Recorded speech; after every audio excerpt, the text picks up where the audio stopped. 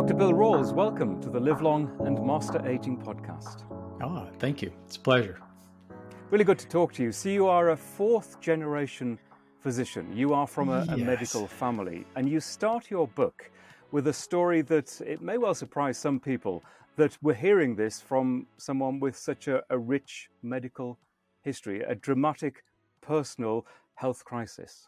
Yeah. It's interesting to see all that history. You know, I heard stories of my great-grandfather when I was growing up. Didn't know him, of course. I went on house calls with my grandfather.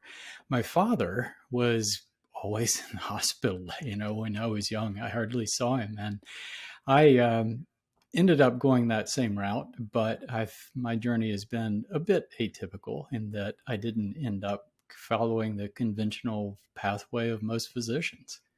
I started my career in obstetrics and gynecology, and it's which was really great. You know, most of the patients were well, and it was delivering babies, and it was a lot of fun. But back then, unlike today, I was on 24-hour hospital call every second to third day, and that was along with running a busy practice, and just didn't get sleep for 15 or 20 years, and it finally caught up with me, crashed. And, you know, everything, my whole body was falling apart. But oddly, I wasn't sick enough for the medical system to pay attention to me. You know, I mean, it's just, you know, most of the labs weren't bad enough, even though I had heart issues and brain issues and neurological symptoms. And it was like everything. So I identified first with fibromyalgia, which is just kind of a wastebasket diagnosis when they can't figure out anything else, and gravitated later toward a diagnosis of chronic Lyme disease when I found out I was carrying some of those microbes. But none of the things that the conventional healthcare system had to offer really helped me. And I ended up, you know, I did a lot of things. I changed my diet. I tried every alternative therapy known, and finally turned to herbs. And herbs gave me my life back, and I've been intrigued by that ever since. And it's changed my whole pathway, my whole career, that I don't see chronic illness the same way that other physicians do. The whole perspective was changed. And I see herbs as this wonderful, important thing that we're all just missing out on. And so my message is getting the word out, helping people understand how valuable this resource is. And for you, there was you could say, a light bulb moment, a pivotal moment. You were sitting on a beach and something quite dramatic happened to you. Yeah, I mean, it was, you know, I think like a lot of people, I was into physical fitness, and it was just, I can exercise my way through this. You know, if I just exercise hard enough, all these symptoms are going to get better. And I was out trying to surf one day, and I just started having really bad heart palpitations, just skip beat, chest pain. And it was like, this is really bad. And I went to the beach thinking, this is kind of like, I don't know if I'm going to make it. And finally, my heart settled down enough that I could get to the car, and I went to the emergency room, and they found I wasn't having an acute heart event. I wasn't having a heart attack, but my heart was skipping beats almost every second or third beat. And my heart muscle was oxygen starved, but it was more of a chronic process. Ended up with a cardiac cath. They said, well, your vessels are clear, but we can put you on drugs. You might have to have a pacemaker, but that's about all we can do for you. And it was kind of like, they really don't know how to fix me. And that's when I made this big transition. And it was kind of like, you know, the drugs make me feel bad. I don't want a pacemaker. I'm going to figure this thing out, and I'm going to find another pathway back to wellness, and I'm going to get my life back. And that was about a 5-year journey, but yeah, I got it all back and then some, and it was really cool. Was there any moment when you were going through that crisis that you felt that your medical background or your medical training to a large extent had failed you, that here you are, an experienced healthcare individual, yet you are succumbing to the symptoms then and a medical condition that happens to so many other people, yet you might think, well, you could have predicted that? I wouldn't say failed as much as clarified where I was. And you have to understand that I went into obstetrics and gynecology because I really didn't want to manage chronic illness. I had seen those people and they never get well. They get put on drugs and they end up in a state of managed illness, but they never really get their lives back 100%. And I really didn't want any part of that. So I wanted a well population. When you look at obstetrics and gynecology, when people do get sick, those things are typically acute, and the interventions that you do are sometimes life-saving, but usually something that, it brings them back to where they should be.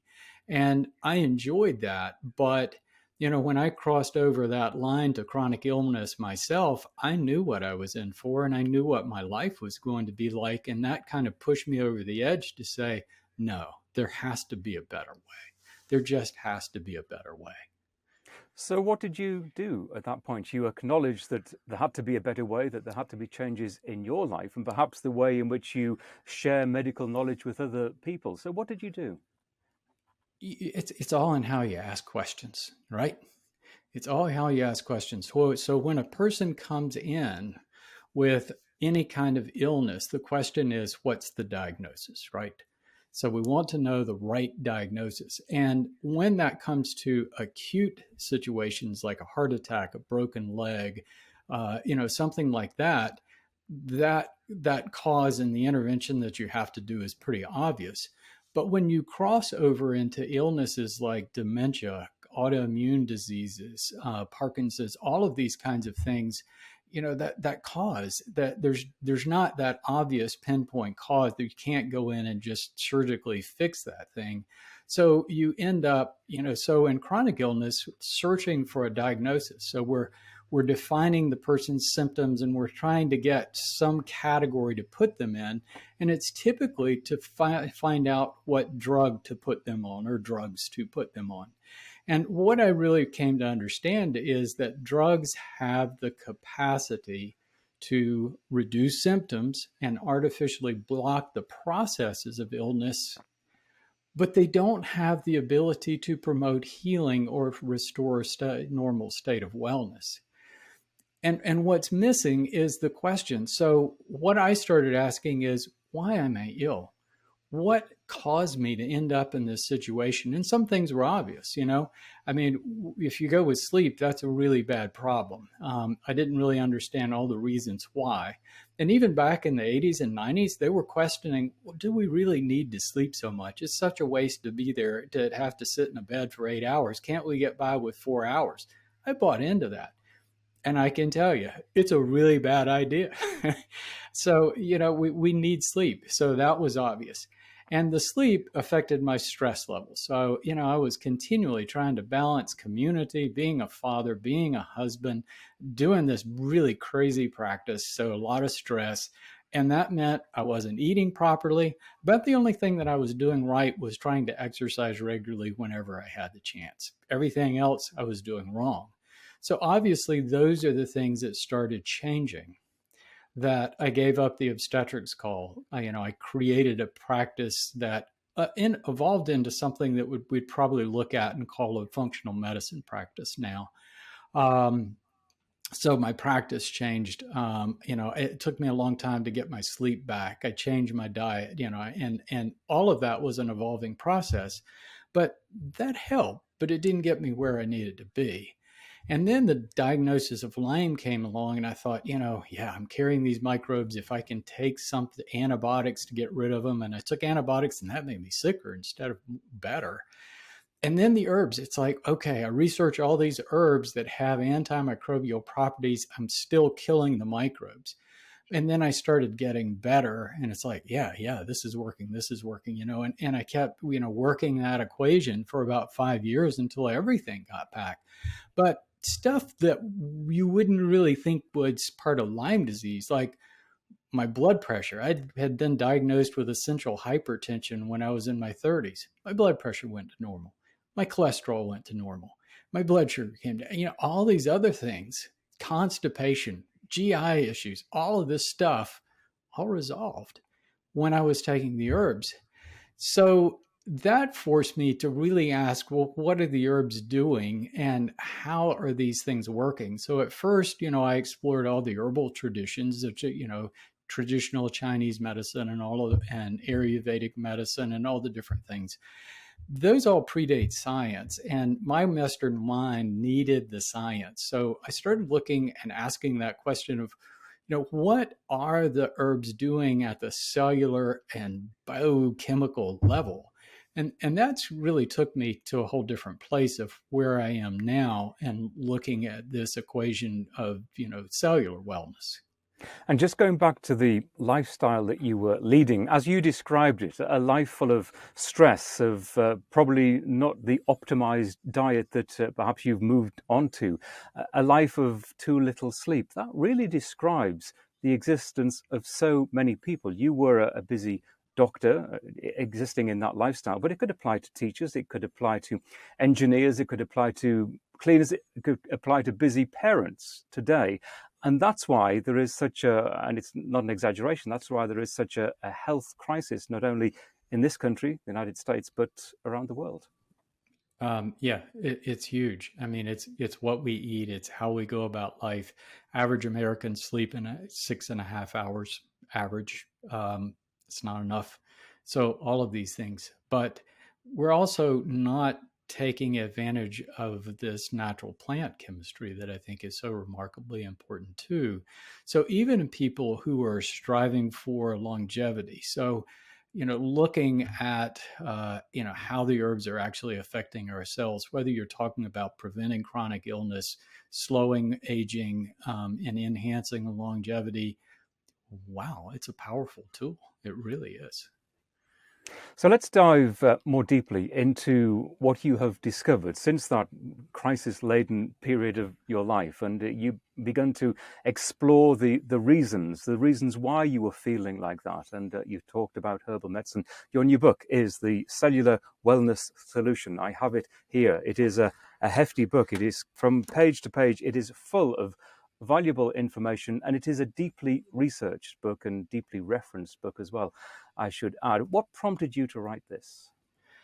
I part of my therapy dating way back has been writing. I mean, as I was learning things, I was writing these health sheets that I would hand out in my practice. And that led to a book, about 15, 20 years ago of when I was going through this about, eating better and just thinking about your body differently. And I wrote another book on chronic Lyme disease, really looking at it from another point of view. So this one was finally just where I am to date of all the information that I've accumulated and taking a very serious look at problems at the cellular level. We don't typically think of our cells as a collection of cells.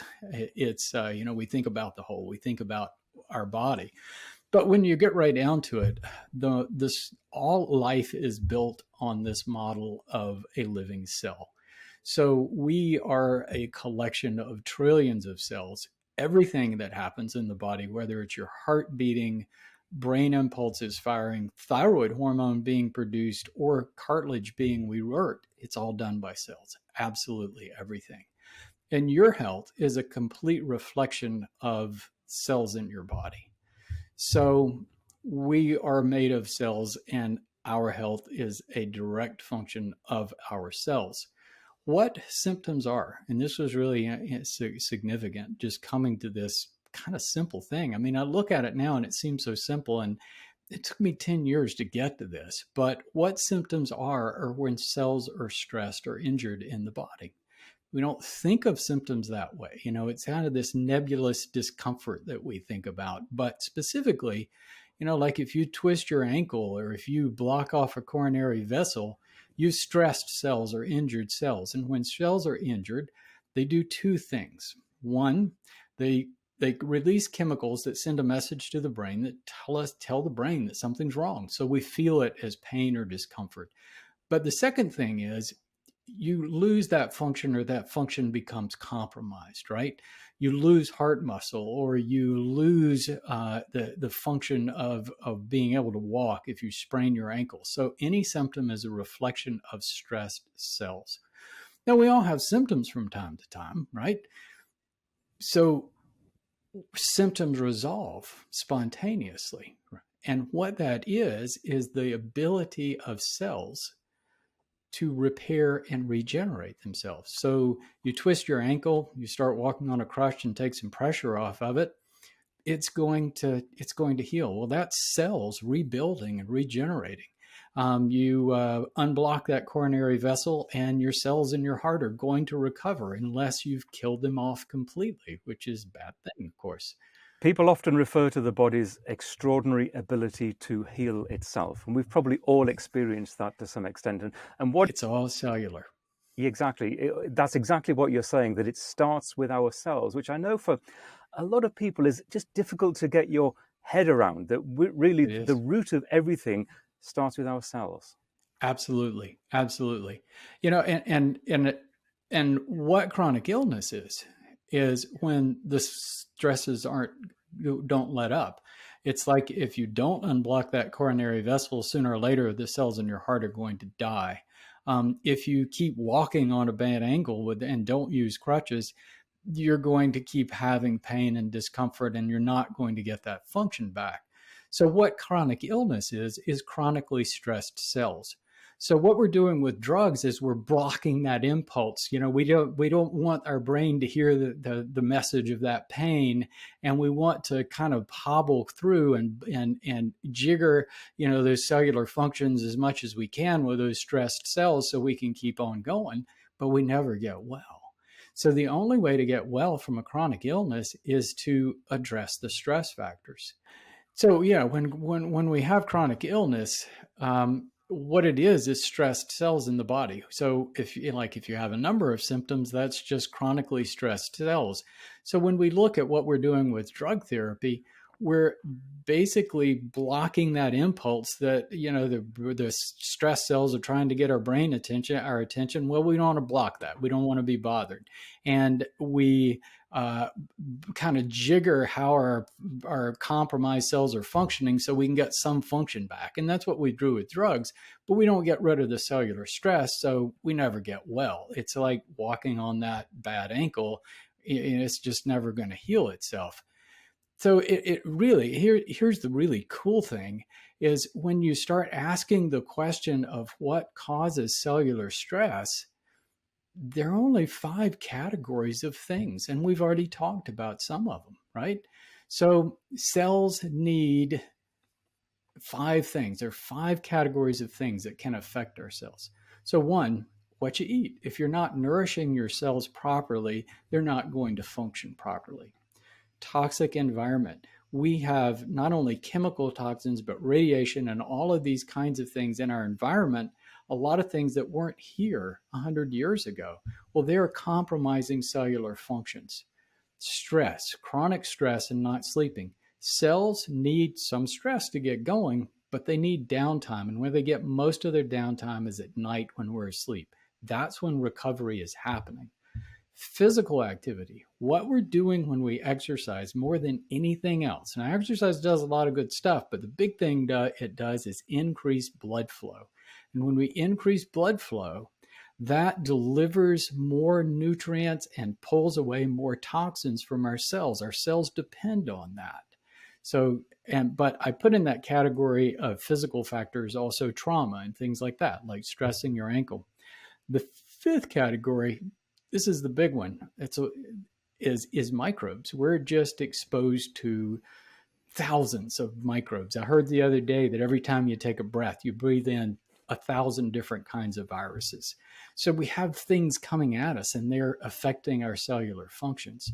So microbes is one that I took a big deep dive in. If we have time, we can talk about that some. So those 5 categories of things are defining illness, and we have different illnesses because those factors come together to affect different cells in our body. And also genetic factors. You know, some people are more susceptible to some stress factors than others.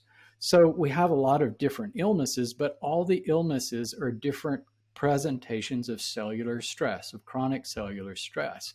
So when you start looking at illness as stressed cells and how do we relieve that stress to promote actual healing, wow, it's pretty powerful. Now, leaving illness and healing aside, we talk a lot about aging and longevity on this podcast. And I'm just curious as to whether you have a definition for what aging is from a cellular perspective. Yeah. You know, you hear about a lot of things about aging. You'll hear about zombie cells and telomere shortening and all kinds of stuff wrapped around it, but it's all wrapped around cells. And here's what it boils down to. What aging is the loss of functional cells as we go through life. All right. So we accumulate cells until around age 20. Our body is in a building phase that we're growing and we're building cells. We're creating more cells. And that stops around age 20. So at age 20, we have 5 to 10 times more cells than you really need to stay functional. That's why, you know, we're pretty cocky when we're at 20. I mean, we feel invulnerable because, yeah, we're all our cells are brand new and we've got a lot more than we need. Through the rest of our lives, we gradually lose cells. Now, that process, loss of cells, is there are various factors that play into that, but all of our cells will gradually run out of energy because they burn out their mitochondria. Now, telomere shortening and all the other things you fear about fit into that equation, but what it boils down to is we gradually lose cells. And some cells we're losing more rapidly than others. It's like we turn over skin cells all the time. We don't turn over brain cells nearly as much, and we only have so many brain cells. So our brain and our heart cells, those are really vital. So when we reach a point where we don't have enough cells, especially in the brain and the heart, to sustain us, that's the end. How long that happens, it depends on how much you stress your cells, right?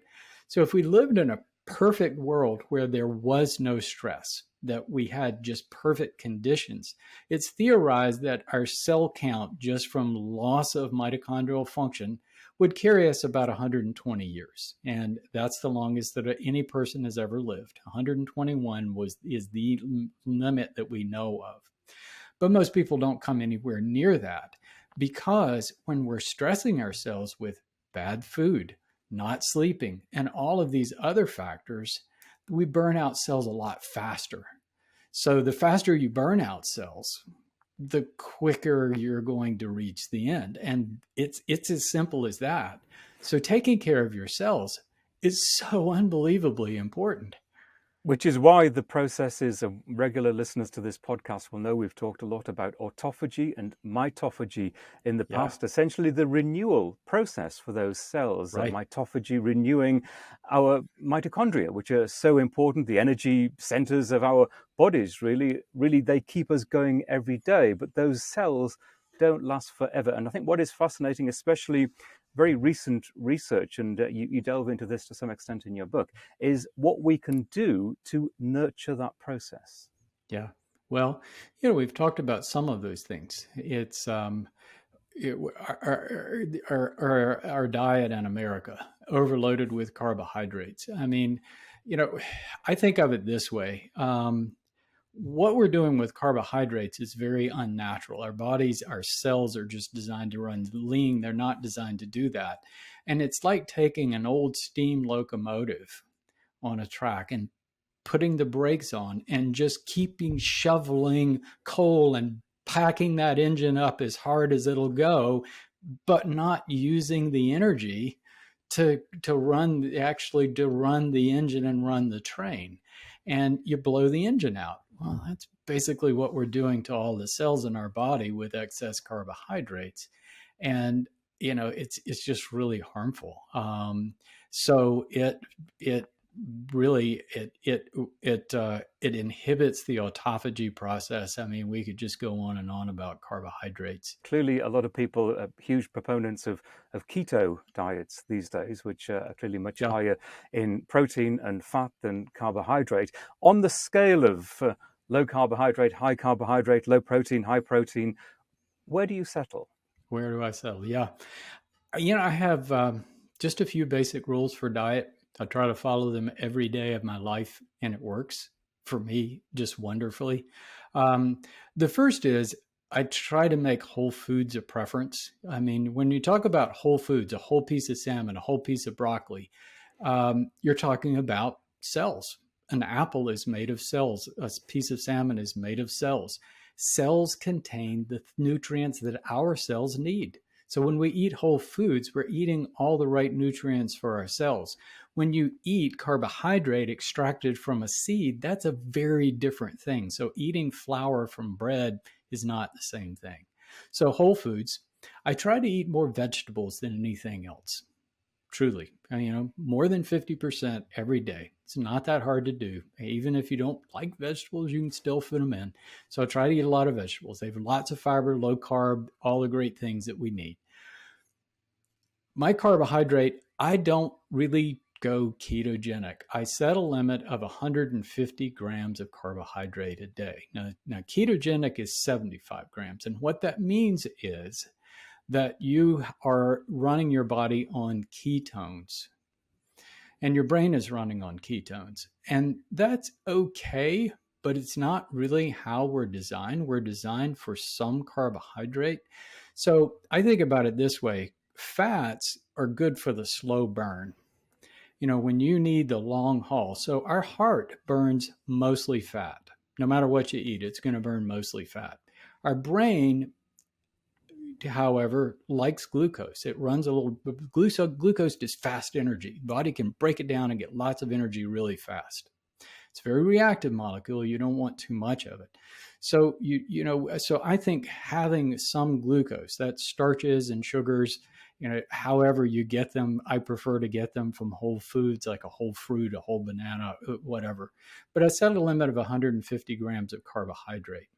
And what that does is allow me more pleasure with my food. You go to ketogenic and it's really hard to enjoy food when you cut out all carbohydrate. It's tough to do.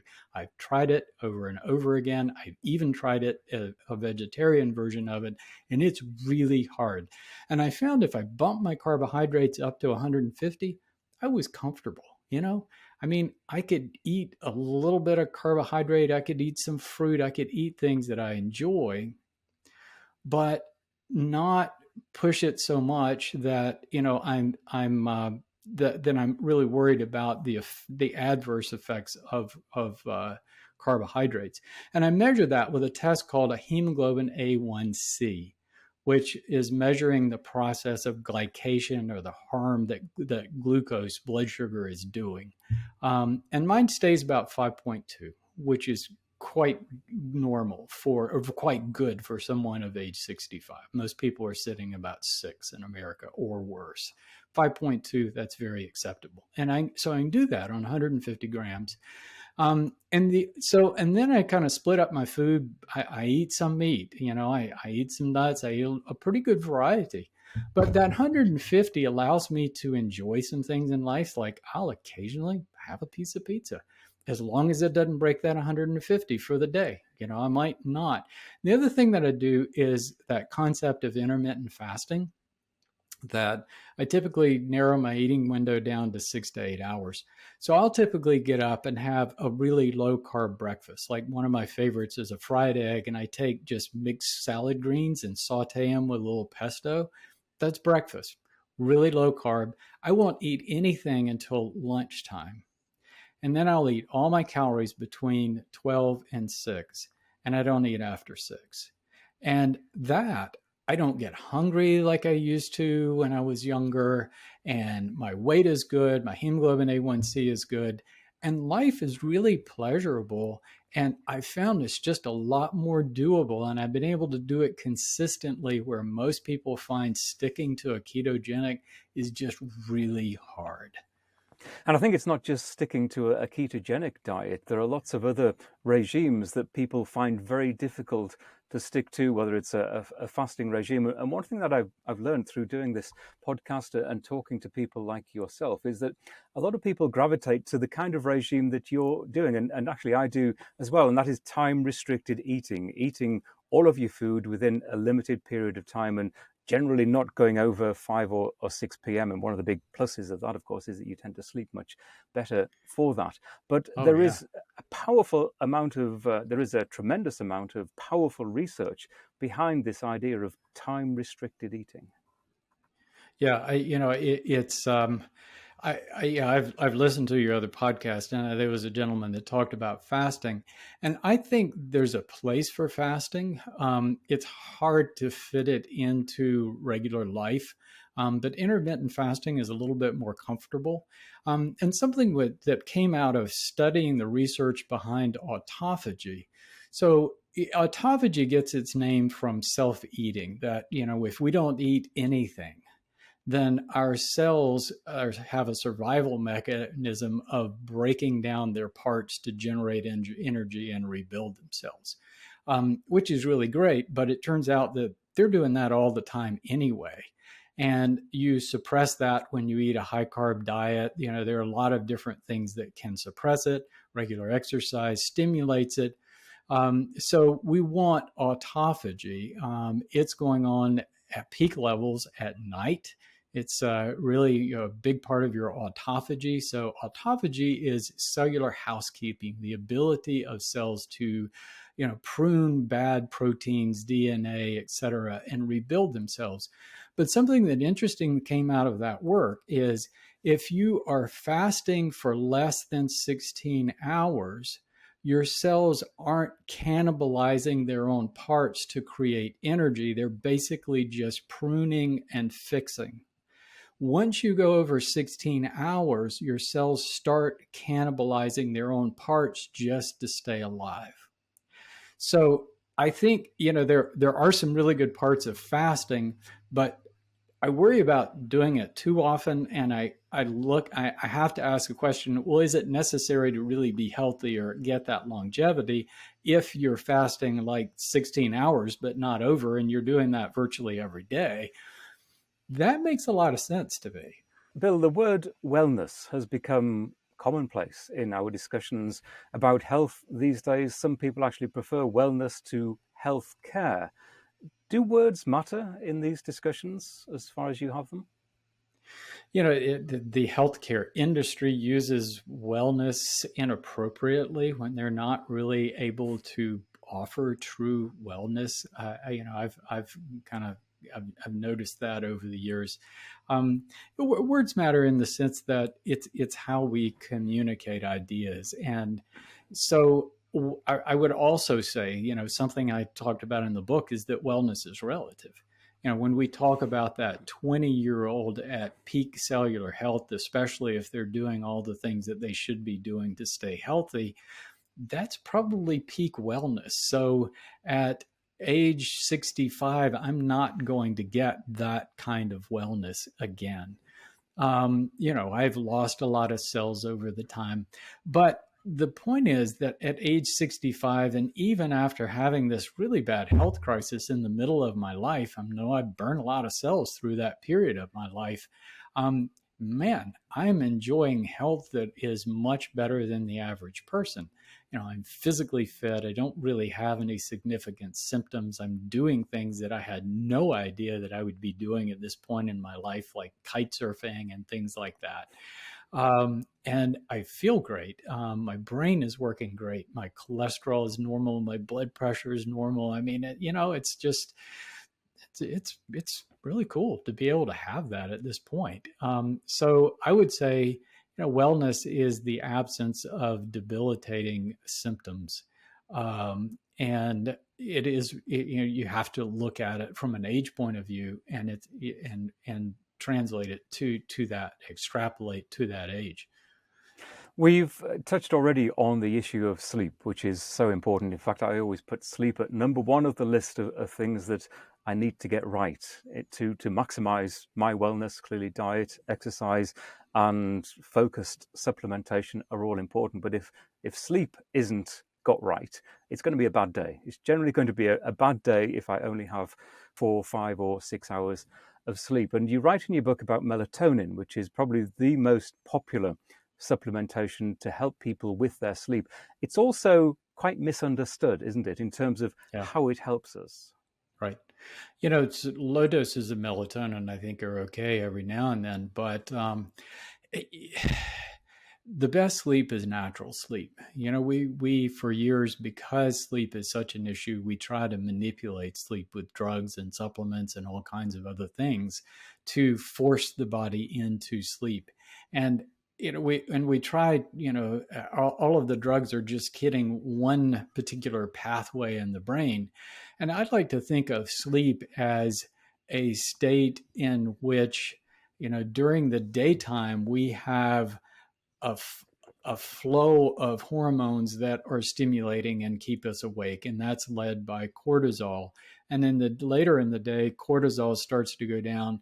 Well, it's like the tide coming in and out. So as we move toward the evening hours and the daylight we're becoming more restful. Lights are getting lower.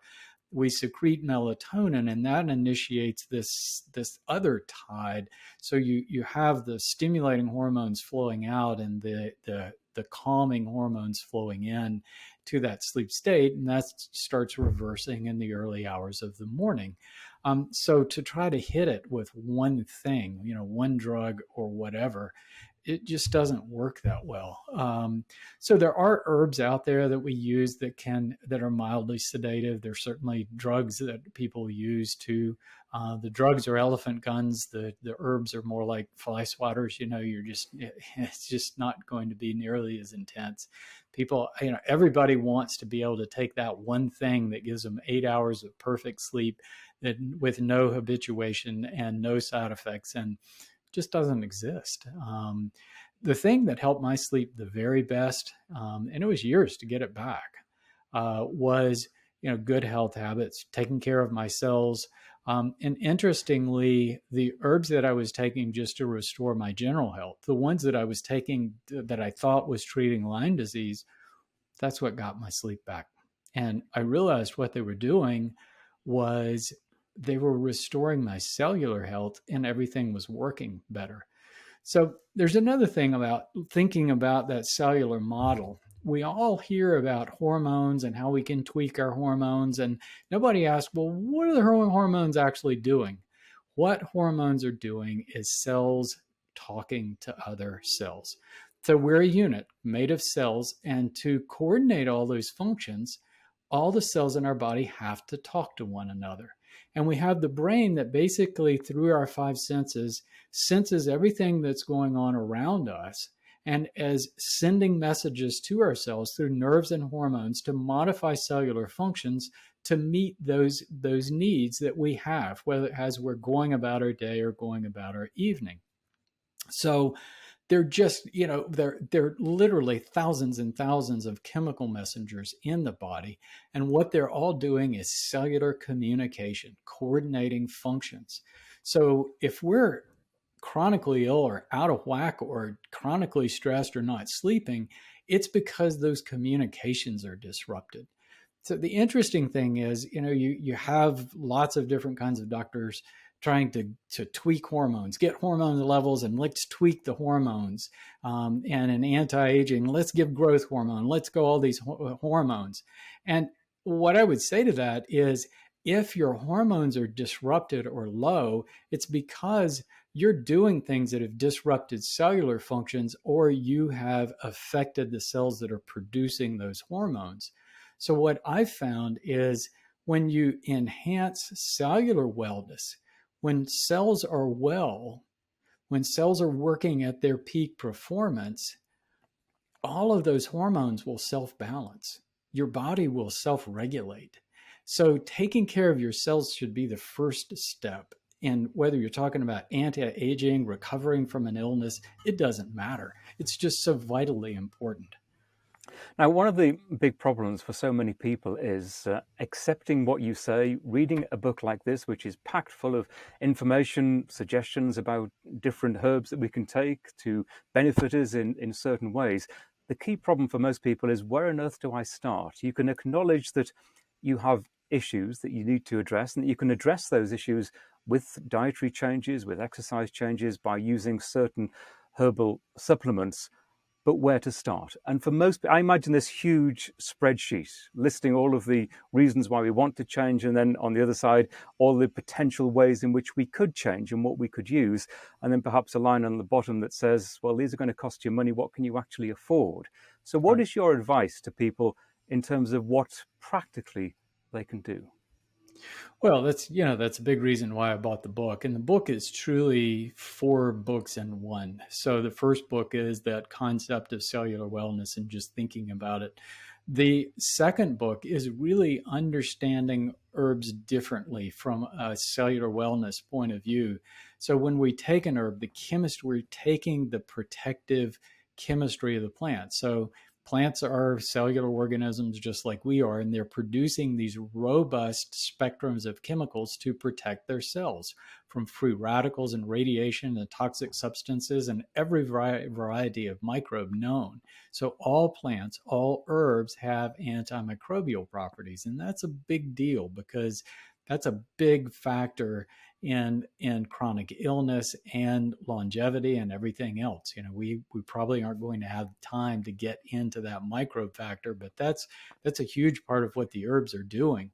So when there's a wide spectrum of herbs. At one end, you have herbs that do have drug-like properties, but at the other end, you have herbs that are mainly protective. They're cellular protectants. They're restorative, so they're actually enhancing healing.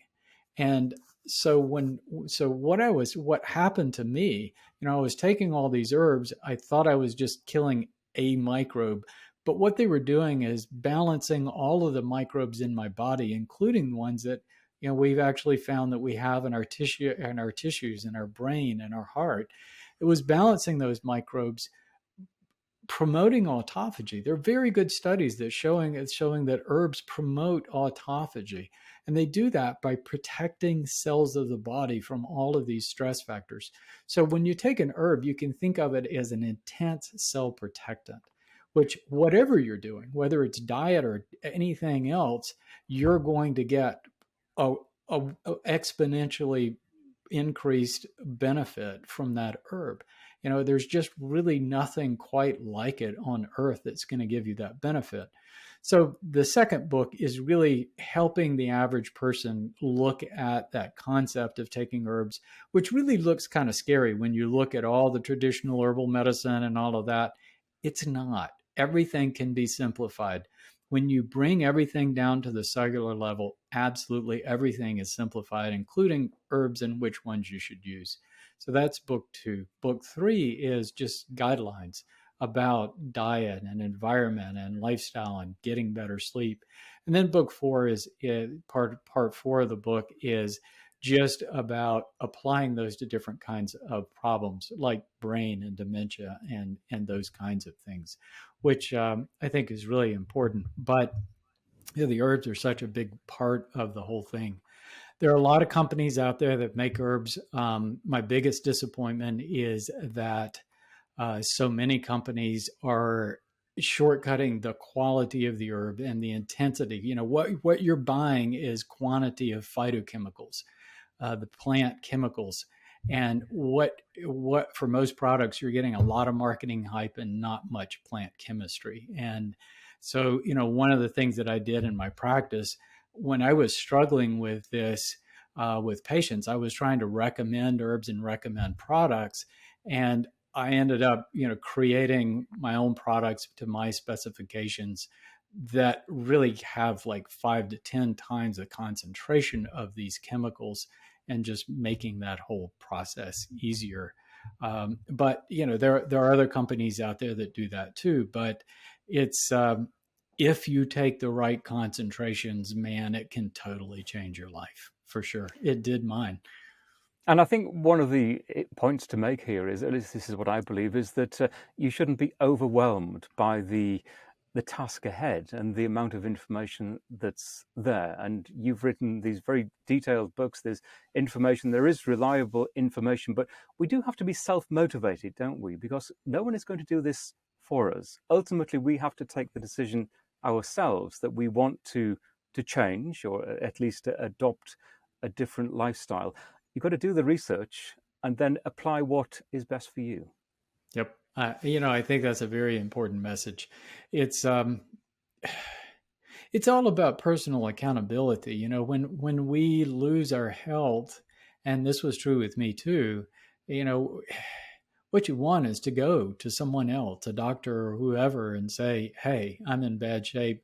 Fix me. Plug me into whatever, give me a dose of whatever, and get me back to where I want to be." And what I found is the healthcare system really has very little capacity to actually do the healing for you. And I recognize that as a physician. I knew no matter how good my drug choices or how precise my surgical skills, if the patient's body had lost the ability to heal itself, things weren't going to go well. So healing comes from inside. So healing is our responsibility. And it is about what we eat and choices that we make. Herbs, make the whole process much easier.